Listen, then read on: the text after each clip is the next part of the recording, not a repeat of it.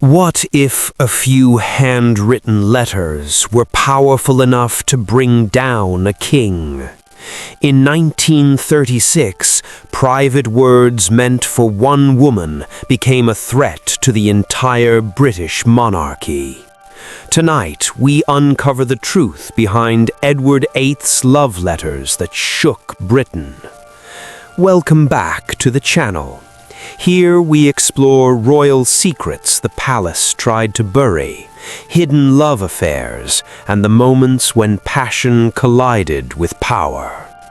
Today's story is not just about abdication, it is about ink on paper, words written in secrecy, and a love so dangerous it terrified the crown. By the end of this video, you'll understand why these letters were considered more threatening than any political enemy. If you enjoy mysterious royal history, make sure to like this video, subscribe to the channel, and let's step inside the shadows of the monarchy. The year was 1936. Britain was still recovering from war, Europe was growing restless, and the monarchy was expected to be the symbol of stability. Edward VIII had just ascended the throne. He was charismatic, modern, and popular with the public. But behind palace walls there was a secret the government feared. Edward was deeply, obsessively in love with an American woman named Wallis Simpson. And this was not just an inconvenient romance, it was a constitutional nightmare. Wallis was divorced twice. As head of the Church of England, Edward was forbidden to marry her. But the real danger was not just the relationship, it was what Edward put into writing. Edward wrote constantly, letters filled with longing, letters filled with desperation, letters that revealed how deeply he was willing to defy duty for love. In one letter, Edward wrote words so intimate, so emotionally exposed, that ministers feared blackmail. These were not polite royal notes, they were raw. He spoke of loneliness, of hatred for royal restrictions, of wanting escape. To the British establishment, this was terrifying. A king whose private thoughts could be leaked was a king who could be controlled. And worse, a king who no longer cared about ruling. The Prime Minister was alarmed, so were intelligence officials. These letters showed that Edward's loyalty was no longer to the crown, but to Wallis Simpson. Officials feared foreign governments could intercept or obtain these letters. Imagine the headlines, imagine the scandal. A king admitting in writing that love mattered more than empire. The monarchy survived on silence and discipline. Edward's letters shattered both. They proved something unforgivable. The king was emotionally compromised.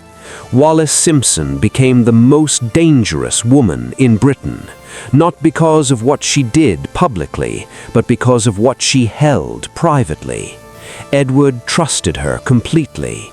Some letters suggested he sought her approval over his advisors. Others hinted he would abandon his role without regret. To the royal family, this was not romance, it was recklessness. Wallis did not ask for power, but Edward offered it willingly with every letter he sent. By December 1936, the situation was no longer manageable. The government made it clear. Edward could not be king and keep Wallis. Behind closed doors, the letters were discussed as evidence, proof that Edward was unfit to rule, proof that his judgment was clouded.